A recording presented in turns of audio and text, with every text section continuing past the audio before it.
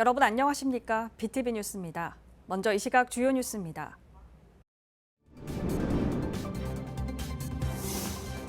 에코델타시티 교통량을 소화할 대저대교와 엄궁대교, 장락대교 건설 사업이 국가유산청 통합심의에서도 보류 처분을 받았습니다. 2029년 준공은 어려워 보입니다.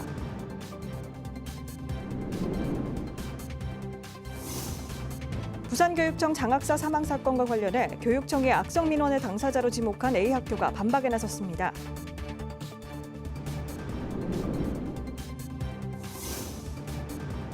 부산국제어린이 청소년 영화제인 빅키가 19번째 생일을 맞았습니다. 개막식 현장을 취재했습니다.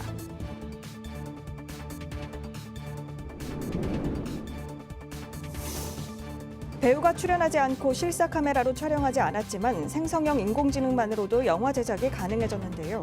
국내에서 처음으로 선보일 AI만을 주제로 한 영화제 소식입니다.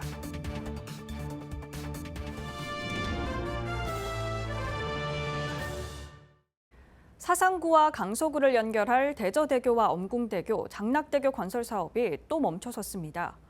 국가유산청은 이 다리들이 자연유산과 경관에 영향을 준다고 보고 심의를 보류했는데요.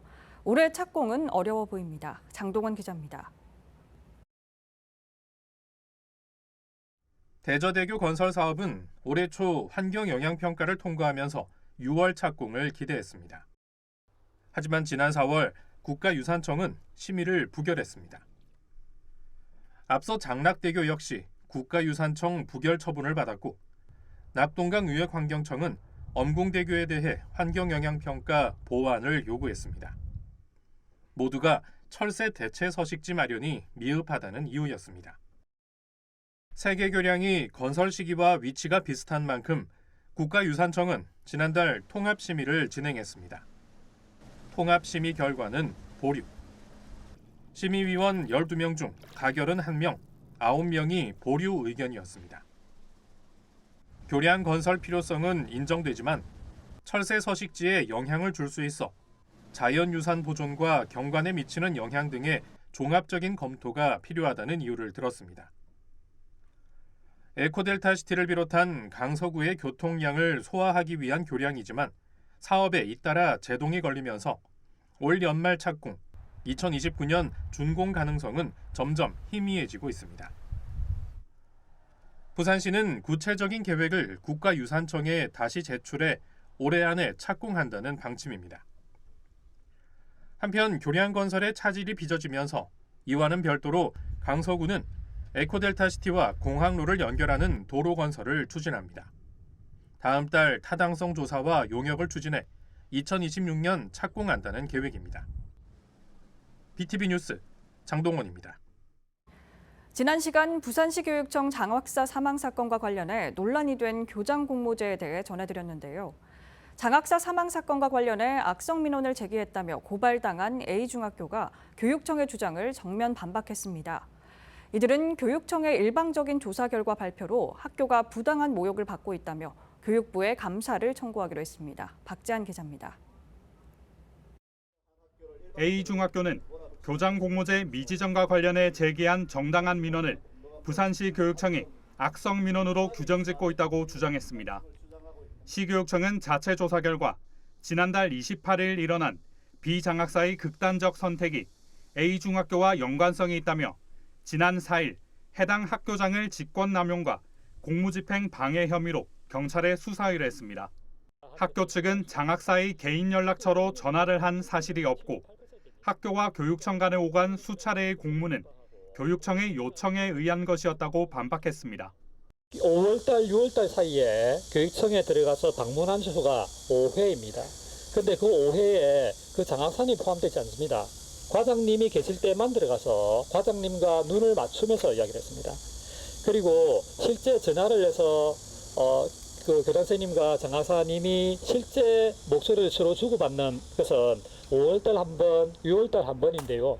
그 전화는 단순 질의, 단순 응답이었습니다. 그 사이에 어떠한 감정적 교류 이런 것들은 없었다는 말씀을 드리고요.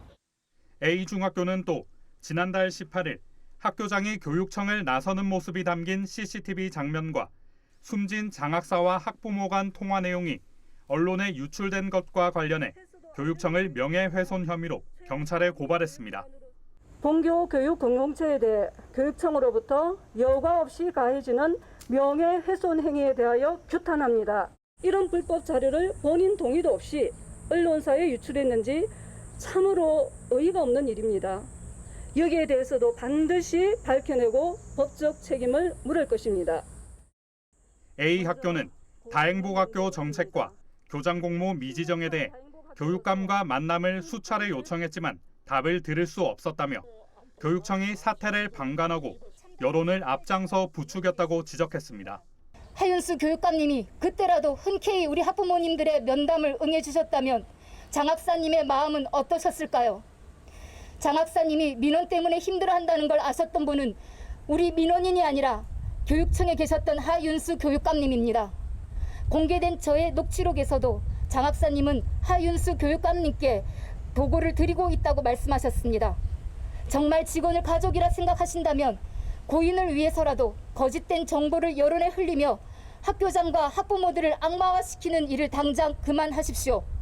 그리고 본인의 직무유기를 더 깊이 반성하시는 책임자의 모습을 보여주시기 바랍니다. 하윤수 교육감은 취임 2주년 기자회견을 통해 조사 결과 A중학교의 교장 공모제 미지정 건은 절차상 문제가 없었다며 소통을 강조했습니다. 또 이 부분은 우리 자체적으로도 감사를 다 했고 또 그렇게 하면서 책임감이 너무 무거운 이런 책임감을 가지고 있는 우리 장학사 고인이 되었습니다마는 너무나 저희들이 안타깝게 생각을 합니다. 그런 의미에서 우리 교육감실은 항상 열려있고 어디까지나 모든 좀 고통이 있다고 보고 또 불만이 있다거나 또 애로가 있다거나 또 이 일이 한쪽에 치중되어 있다거나 하면 항상 교육감실은 열려있다는 것을 다시 한번 말씀을 드리고 A중학교는 교육청이 장학사 죽음의 원인을 학교장과 학부모의 민원이라고 지목한 경위와 부실한 조사 등에 대해 교육부 감사를 요청하겠다고 밝혔습니다. BTV 뉴스 박찬입니다. 부산 국제 어린이 청소년 영화제인 빅키가 올해 19살이 됐습니다. 내년이면 20살이 되는데 외형은 아직 어린이를 벗어나지 못했습니다. 개막식 현장을 김석진 기자가 다녀왔습니다. 제19회 부산 국제 어린이 청소년 영화제 개막을 선언합니다.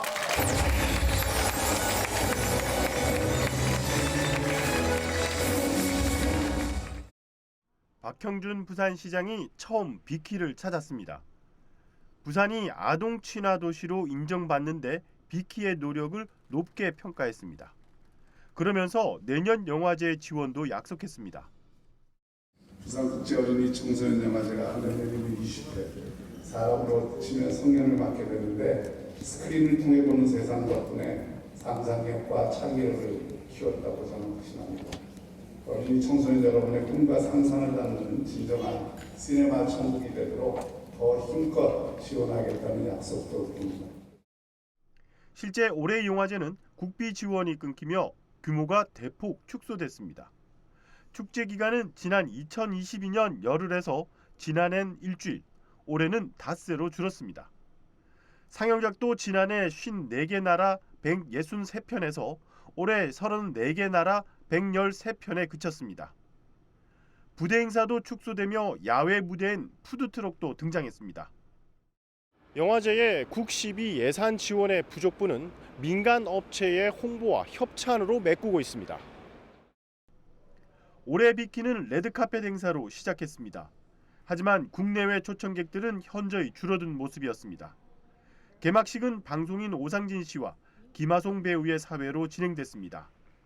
축하 공연과 심사위원이 소개됐고 국내 첫 선을 보이는 개막작 별의 메아리 상영으로 막을 올렸습니다. 여러분들도 많이 참여하셔서 많은 체험들 바깥에 준비되어 있고 안에도 굉장히 재미있는 클래스와 그다음에 공연 등등이 많으니까요. 여러분이 오셔서 직접 경험해 보시기 바랍니다. 한편 빅키는 오는 14일까지 영화의 전당과 중구 유라리 광장, B&K 부산은행 아트시네마 모퉁이 극장에서 상영합니다. BTV 뉴스 김석진입니다. 인공지능 기술 활용은 과연 어디까지일까요? 배우가 출연하지 않고 실사 카메라로 촬영하지 않았지만 생성형 인공지능만으로도 영화 제작이 가능해졌습니다. 국내에서 처음으로 선보일 AI만을 주제로 한 영화제 소식을 김윤정 기자가 취재했습니다. 석양을 배경으로 두 남녀가 걸어가는 장면을 사실적으로 만들어줘라는 명령어를 넣자 2분 만에 4초짜리 영상이 만들어졌습니다. 여기에다 재편집한 영상 4초를 더하자 8초짜리 영상이 뚝딱 완성됐습니다. 8초 영상 제작에 10분이 걸리지 않았습니다. AI 기술 발전으로 만들어낸 창작 활동이 이제 영화로 확대되고 있습니다. AI 기술 발전이 예술 발전에 어떤 영향을 주는지가 굉장히 관심이 가는 부분이고, 장비나 전문적인 기술을 갖춰야 할 수 있었던 작업들. 이제 AI 기술을 활용하면 아이디어나 창의력으로 영화 제작까지 가능해졌습니다. 영화를 만든다는 것은 사실은 일반인들이 쉽게 접근하지 못하는 영역이지 않습니까? AI 기술이 발전을 하면서 어쨌든 일반인들이 접근을 할 수 있는 그런 기술을 활용해서 영화를 이제 만들 수 있게 된 거죠. 그거는 굉장히 큰 의미가 있다고 생각이 되는데요. 영화의 전당이 인공지능만을 주제로 한 영화제를 국내에서 처음으로 선보입니다. 바로 제1회 부산국제인공지능영화제. 오는 12월 개최를 앞두고 선정작 국제공모에 나섰습니다. 인공지능 기술로 창의적인 작업에 도전하는 영화 제작자들의 활동 무대가 될 것으로 기대됩니다.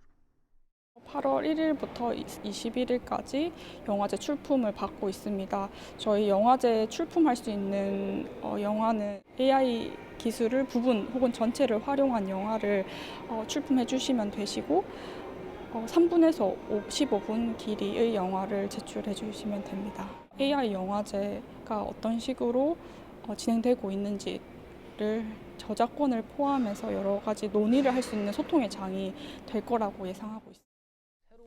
한편 인공지능 기술의 혁신적인 변화에 따른 영화산업과 기술, 저작권 등 영화산업 관계자들이 모여 개발 속도가 급속하게 진행되고 있는 현안들을 공유하는 자리가 될 것으로 벌써부터 기대를 모으고 있습니다. BTV 뉴스 김윤정입니다. 철새 도래지인 부산 을숙도에 국립청소년 생태센터가 문을 열었습니다.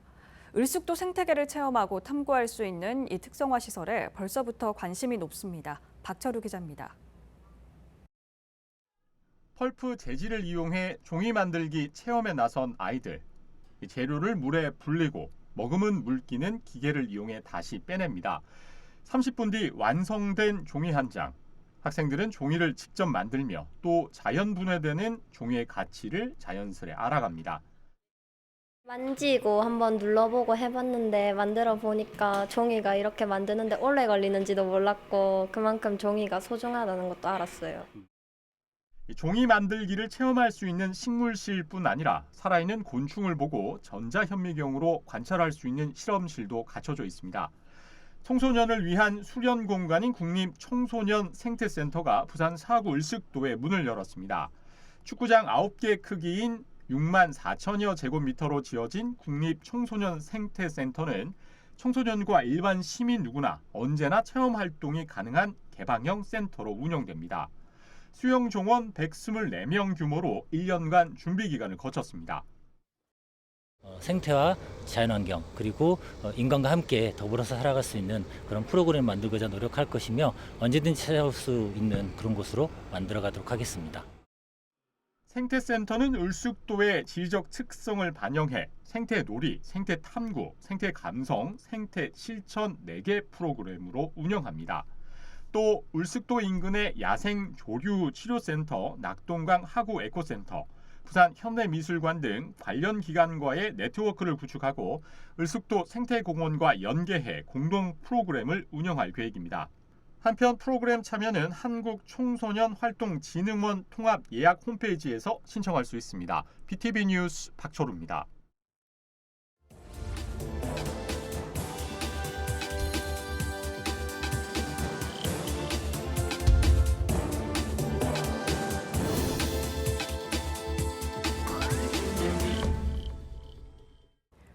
케이블 방송은 지역 회생을 주제로 연중 기획 보도를 진행하고 있습니다.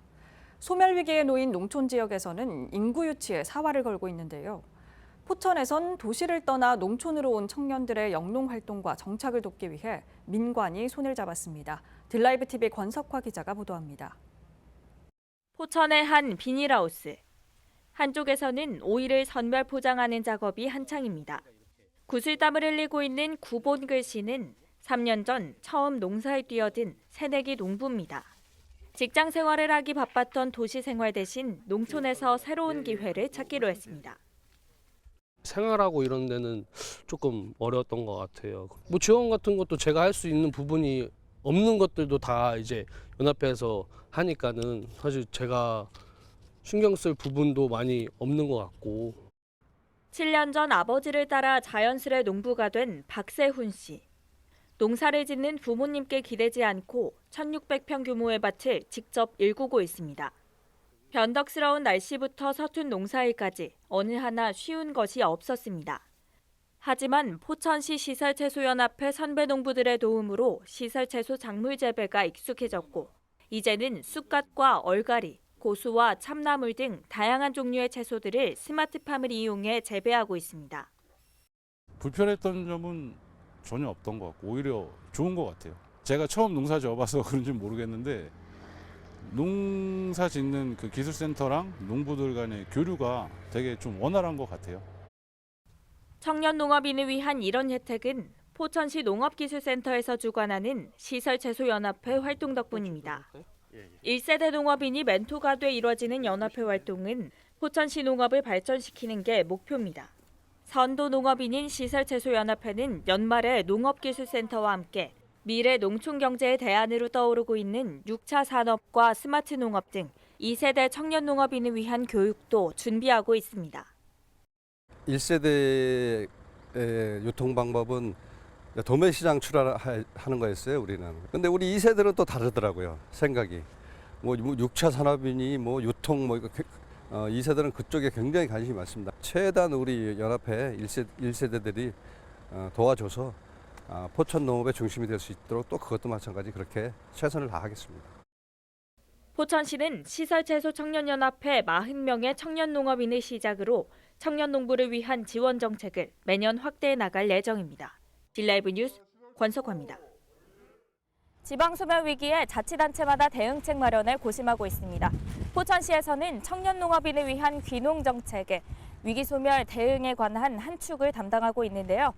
그렇다면 실제 포천시에서 농사를 짓고 계시는 윤경민 포천시 시설채소 청년연합회 사무국장님을 모시고 얘기 나눠보도록 하겠습니다. 안녕하십니까? 네, 안녕하세요. 영농 초기에 정착하는데 어려움은 없으셨을까요? 온전히 제가 자금을 부담해야 되는 거든요. 정부에서 물론 지원 사업이나 대출 이런 게 있지만 사실 대출이라는 게 20대나 30대 초반 초년생들이 갚기엔 굉장히 큰 금액이에요. 자금이 많이 소요되기 때문에 진입하기가 힘들거든요, 사실. 그렇다고 이게 소규모로 했을 때 이게 소득이 많이 나면 상관없지만 또 그런 품목들이 한정돼 있기 때문에 그런 데 굉장히 어려움이 많았습니다. 첫 농사를 포천에서 시작하시게 된 계기가 있으실까요? 서울 근교권이기도 하고요. 그다음에 좀 주변에 농촌들이 많다 보니까 좀 지원 사업이나 이런 부분들이 포천시가 그래도 가장 좀 농촌 지향적이지 않았나. 그래서 좀 정착하기가 좀 쉬웠던 것 같아요. 그래서 뭐 농신보라든가 뭐 자금 이런 데 받을 수 있는 루트도 많았고, 그다음에 기술센터 통해서 이렇게 받을 수 있는 교육이나 아니면은 그 지원 사업 같은 거. 그렇다면 끝으로 이런 점이 조금 아쉬웠다, 이런 게 보완됐으면 좋겠다 하는 게 있으실까요? 포천시는 그래도 조금 도심이나 아니면은 조금 지방 쪽보다는 그런 데 좀 신경을 많이 써주시는 것 같은데, 이론적인 교육 위주다 보니까 여태까지 했던 이론적인 교육보다는 현장에서 이제 실질적으로 활용될 수 있는 실무적인 교육 위주로 되어야 좀 실질적으로 농가나 아니면은 귀농하는 데만 도움되지 않을까 싶습니다. 네, 오늘 말씀 여기까지 듣겠습니다. 고맙습니다. 네.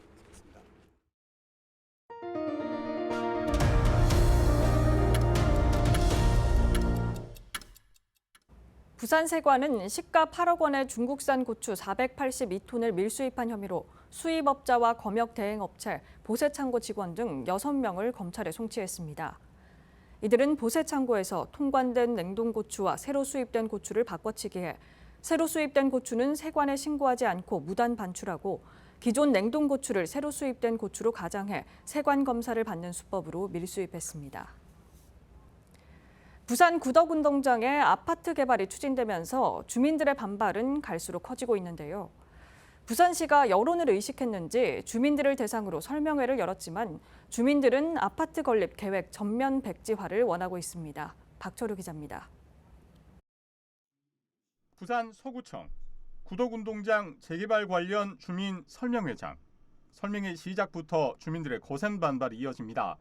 구덕운동장 부지 아파트 건립 계획 전면 백지화 목소리입니다.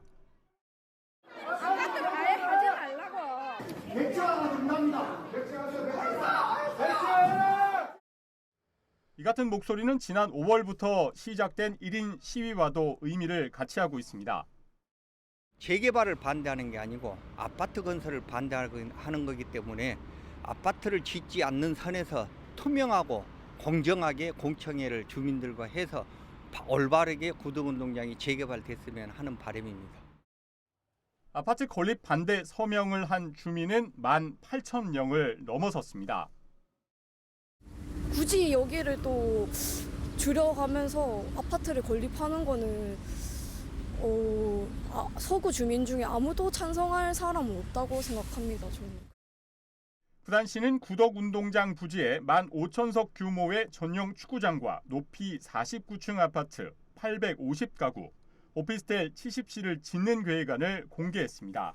사업비는 부지 3분의 1에 해당하는 21,000제곱미터를 아파트 토로 매각해 충당한다는 계획. 하지만 주민들은 110억 원을 들여 만든 지 5년도 채 안 된 구덕 체육공원을 없애고 아파트를 짓는 것은 공공재의 사유화라고 목소리를 높이고 있습니다. 역사 전통이 있는 데 아닙니까? 구덕운동장이 밀어부르고 아파트를 짓는다. 그렇지 않아도 아파트 천재나 아파트 짓는 걸 반대합니다. 여기 체육센터에 많이 다니거든요. 그런데 그걸 없애고 아파트를 짓는다? 그건 아닌 것 같아요. 부산시는 도시재생 혁신지구 사업을 통해 자금을 확보할 예정이며 논란이 되고 있는 아파트 층수와 세대수는 확정된 게 아니라고 밝혔습니다. 주민 의견을 반영하겠다는 말도 덧붙였습니다. 필요하다면 재정 투입을 더 늘리는 부분도 검토할 수 있습니다. 그런 부분을 통해 가지고 주민들이 너무 공동주택 규모가 크다, 줄여야 된다고 한 것이 다수 의견으로 반영이 된다면 저희는 조정할 수 있습니다. 하지만 공공성이 우선시 돼야 할 부지에 아파트를 건립하겠다는 계획은 시민사회단체는 곱지 않은 시선으로 바라보고 있습니다. 주민들의 의견 수렴이 당연히 필요한 부분입니다. 근데 그 두 개 다 충족하지 못했어요. 근데 거기다가 시의회의 의견을 들어야 되는 절차와 과정도 또 거치지 않았지 않습니까? 공론부터 다시 시작해야 될 거라고 여겨집니다. 한편 구덕운동장 아파트 건립 반대 주민협의회는 이번 달 공청회를 열어 주민들의 의견을 부산시에 전달할 예정입니다. BTV 뉴스 박철우입니다.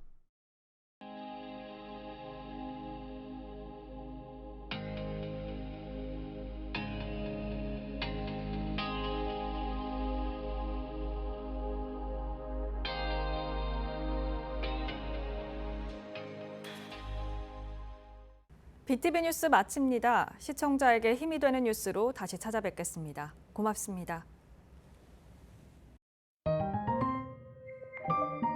채널 BTV